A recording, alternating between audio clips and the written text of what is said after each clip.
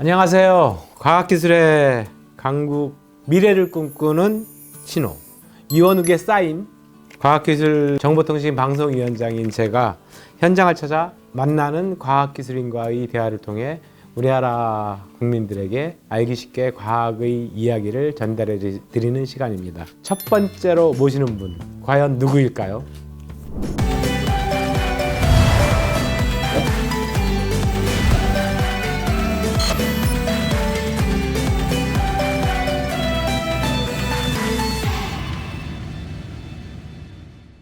안녕하세요. 안녕하세요. 언제 등장하나 했습니다. 네. 네. 누구신지 아시겠습니까? 바로 황정아 박사님이십니다. 먼저 궁금한 분들이 많으실 텐데요. 한국천문연구원이 무엇을 하는 곳인지, 천문이라는 영화도 만들지 않았습니까? 그래서 별자리 연구라고 생각하는 분들도 많으실 텐데요. 국가과학기술연구회는 25개의 정부 출연 연구소가 포함되어 있습니다. 한국천문연구원과 비슷한 성격을 갖는 다른 기관도 있죠. 한국우주연구원. 둘 간의 차이가 무엇인지 설명해 주시겠습니까?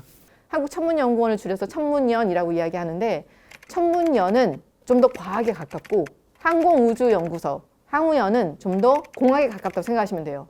그래서 천문학과 우주과학의 연구와 공학적인 부분을 모두 담당하고 있는 또 천문연구원이 있습니다. 근데 규모 면에서 항우연이 훨씬 더 큰 하드웨어를 만들고 있긴 하죠. 보통 저는 수학이 먼저이라고 생각을 했었는데 천문학이 먼저. 그렇죠. 하늘을 읽고자 했기 때문에 거기서 필요한 수학들이 많이 개발이 되었고, 그래서 수학이 도구로서 많이 개발이 되었어요. 아리스토텔레스. 네. 메소포타미아의 돌을 네네. 보면은 피타고라스 함수가 이미 정의가 되어 있고 네네네. BC 3000년 전에. 그러니까 천문학은 그 전보다 훨씬 더 이전이다. 빛을 하늘을 보기 시작한 건 그보다 더 오랜 역사가 있다라는 얘기시거든요. 네. 아, 지금 또 제가 약한 또 약점 파고들면서 세 개 다. 메소포타미아 이렇게 아. 자, 그럼 다음 질문으로 한번 네네. 넘어가 보겠습니다. 최근에 과기부의 과학기술 미래포럼 3차 회의가 한국천문연구원에서 열린 걸로 알고 있는데요. 우주탐사를 주제로 천문연구원과 항공우주연구원이 함께 했다고 합니다. 어떤 이야기들이 오고 갔습니까? 네. 우리가 어떤 행성이나 무엇을 탐사로 나갈 때 멀리까지 가려면 힘들지만 걔가 제일 가까웠을 때 바로 옆까지 가는 건 조금 수월하니까. 그렇죠. 네, 29년에 지구에 가장 근접하니까 우리는 26, 7년쯤에 인공위성을 보내서 걔 가장 가까워 왔을 때 서로 조우하게 한다라는 계획이에요. 그래서 그게 이제 새로운 우주 탐사 미션을 제안하는 거죠. 지금 현재는 어느 한 기관이 사실상 모든 걸 전담하기는 어려워요. 우리가 나사나 뭐 일본의 작사같이 큰 5,000명 연구기관이 있는 그런 기관들이 아니니까. 그래서 지금 있는 모든 인력들을 다 끌어모아서 한 차원 더 점프하는 우주 탐사를 함께 으쌰으쌰 해보자 라는 의미에서 제안을 한 거고, 그걸 하기 위해서 필요한 기술들이 뭐가 있을 거다라는 거를 이렇게 논의해보는 그런 자리를 만든 걸로 알고 있고. 굉장히 의미 있는 자리였던데요. 당연하죠. 네, 지금까지 그런 시도가 없었거든요. 네. 아시겠지만 우리나라에서 우주는 국방의 목적이거든요. 그렇죠. 국정 목적. 네, 네, 네. 그러니까 국방이나 정부에서 원하는 공공 수요가 아닌 그런 미션을 만들어 본 적이 없습니다. 우리는 순수하게 소행성에 가고 싶다거나 화성에 가고 싶다거나 이런 목적으로 미션을 만든 적이 한 번도 없어요. 우리는. 그런데 이제는 좀 그런 걸 준비할 시기가 되지 않았는가. 잘 되기를 바라겠습니다. 그랬으면 좋겠습니다. 네. 네. 많이 도와주셔야 돼요. 아, 당연히요.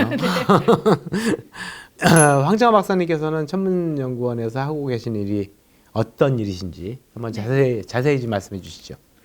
제가 있는 우주과학본부에 제가 연구하는 분야는 태양과 우주 환경입니다. 우리나라 말로는 우주 날씨 또는 우주 환경 또는 우주 기상이라고 이야기하는데, 태양과 지구 사이의 공간에서 일어나는 모든 물리적인 현상들에 대해서 이해하려고 하는 학문이에요. 태양에서 뿜어져 나오고 있는 물질 중에서 매우 에너지가 높은 양성자, 수소 원자 뭐 이런 것들 쭉 나오고 있는데, 그게 속도가 매우 빠르다는 게 중요한데 총알의 400배의 속도로 지금 지구를 향해 달려오고 있는 중이에요. 그래서 방사선이 지금 그대로 지구에 내리꽂히고 있는 중이에요. 그러면 매우 위험합니다. 사실상은 우리가 맨몸으로 우주에 나가 있다고 생각하면 우리가 지구 자기장이라는 이런 거대한 방패 없이 우주에 그냥 내가 홀로 서 있다고 생각하면 매우 위험한 상황인데 지구에 태어난 것 자체를 행운이라고 생각해야 돼. 금성에 태어났으면 어쩔 뻔했어요.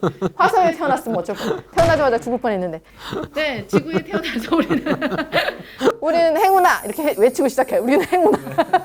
그래서 이렇게 잘 살아남을 수 있는 거고 그런데도 불구하고 잘 막아주고 있는데 평상시 매우 조용한 환경이면 괜찮은데 태양에서 큰 폭발이 일어나면 그나마 잘 막아주던 게 약해질 수도 있습니다. 안 좋은 것들이 더 많이 지구로 들어오기 때문에 그런 영향들을 미리 예측하고 어떻게 막아보자. 막으려면 미리 알아야 대처도 할 수 있겠죠. 그래서 그러려는 노력으로 과학자들이 태양에서 오는 신호들을 매일매일 24시간 쉬지 않고 감시하고 있는 중이에요. 박사님이 요즘 집중적으로 연구하고 계시는 분야는 어떤 분야이세요? 제가 요즘에 연구하고 있는 일은 여기 제가 하나 가지고 왔는데요. 어이구 감사합니다. 이게 보이시나요? 네. 네, 보이시죠? 이게 뭘까요? 알루미늄 덩어리. 아, 훌륭합니다. 매우 직관적이세요. 예. 그건 팩트죠. 네, 맞습니다. 알루미늄으로 만든 거 맞아요. 제가 지금 만들고 있는 거는 이만한 사이즈의 인공위성 위성. 4개예요. 네. 예, 이번에 인공위성이 4대가 한꺼번에 갈 거라서 그래서 이렇게 날개를 쫙 펼치면 네. 여기 지금 이렇게 보이시는 거가 이렇게 솔라 패널 자리예요. 예. 솔라 패널 자리 지금 만들어 놓은 거고 이거는 사실 실제 모델은 아니고 맨 처음에 초기 모델이라서 지금 아직 남아 있는 거고요. 이렇게 날개 이렇게 펼칩니다. 날개 펼치고 이렇게 날개 다 펼치고 모든 면에 날개 다 펼치면 여기 솔라 패널 보이는 데가 태양면을 향하게 되어 있어요. 그래서 이 인공위성 4대가 순차적으로 하늘을 우주를 날아갈 거예요. 지금까지 인공위성은 사실상 한 번에 한 대만 올렸었어요. 네. 편대 비행하는 거네요. 네, 이번에는 편대 비행을 해요. 우주라는 거의 무중력에 가까운 공간에서 뭔가를 뿅뿅뿅뿅 싸가지고 한 줄로 만든다는 일은 매우 위험한 일이에요. 영화 그래비티 보셨어요? 그래비티에 못 봤어요. 산드라 블락이 나오는데 산드라 블락이 한번 이렇게 평 이쪽으로 날아가기 시작하면 끝까지 날아가요. 아주 조금만 이렇게 살짝 밀어도 당연히. 그런 화면들은 많이 봤어요. 네, 우주에서 어떤 힘을 조금이라도 주면 그 방향으로 무진장 날아가기 때문에 그걸 제어한다라는 기술은 매우 어려운 기술이에요. 없습니까? 네, 맞아요. 오, 훌륭하신데요. 기도가 탄탄하십니다. 기상과 우주의 경계가 어딘지 아세요? 네. 어디서부터 우주일까요? 대기권 밖에. 대기권은 어딘데요? 한 지상 1,500km? 대기권은 뭐 한 1000km 정도가 맞는데 네. 정답은 100km예요. 정답은 100km입니다. 자, 기상청장이 관할하는 대기는 100km까지예요. 예. 네, 기상 현상이 일어나는 곳은 딱 거기까지고요. 100km 위부터 무한대까지 다 우주예요. 아, 대기권 내에 있다 하더라도 더 이상 현상이 일어나지 않는 구름 뭐 이런 현상이 더 이상 일어나지 않는 없으니까. 네, 기상청장이 관할하는 대기는 고도 예. 100km예요. 그런데 야, 천문년 연구원 원장이 관할해야 되는 영역은 지금 100km에서 무한대. 그러니 기상청에서 날씨 예보하는 것도 이렇게 어려운데 우주 날씨 예보가 얼마나 어렵겠어요? 공간적으로? 아니 박사님, 네. 저희가 비행기를 타보면은 이제 보통 이제 그 해발 고도가 네. 한 100km 정도에서 가잖아요. 비행기 고도는 10에서 13km. 10에서 아. 12km예요. 비행기 고도는 10에서 아 그렇구나. 15km. 100km가 아니고 10km네요. 100km 아닙니다. 네, 네, 그렇게 네, 날아가면 네, 큰일 나죠. 그래서 어쨌든 그래서 우리는 굉장히 넓은 영역을 이 소수의 과학자들이 다 커버하고 있다는 뜻이죠.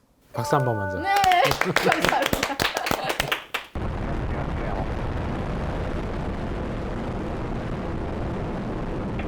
지금 전 세계가 우주를 새로운 경제, 그러니까 돌파구, 그러니까 먹고 살 거리로 우주를 생각하고 있어요. 우주 자체가 먹거리라는 뜻이 아니고요. 거기에 가기 위해서 만들어야 될 인프라들이 어마어마하거든요.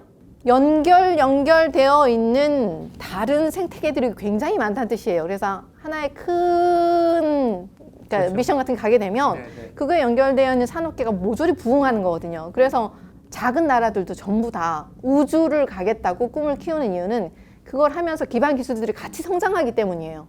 민간 우주 시대의 시작을 알린 게 여러분들 많이 들어보셨을 거지만 스페이스X. 네. 테슬라의 창업주인 앨런 머스크가 테슬라로 돈 벌어가지고 다 스페이스X로 우주로 쏘아보내고 있는 중인데 자신의 꿈을 위해서 모든 걸 지금 투자하고 있는데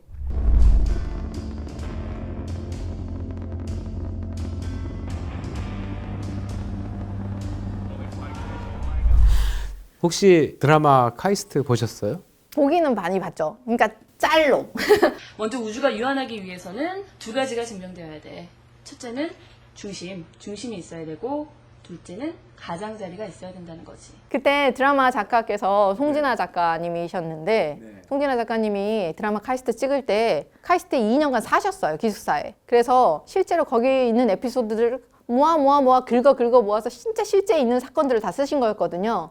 그러다 보니 굉장히 현실적인 이야기가 나온 건데 그게 방영됐던 게 1999년부터 2000년인데 1999년에 저는 석사 1년 차였어요. 물리학과 석사 1년 차는 냉장고에 코끼리를 집어넣을 수 있어요. 냉장고에 코끼리 넣으라 그래도 넣어야 돼. 이거 신입이에요, 신입. 그 랩에서 막둥이.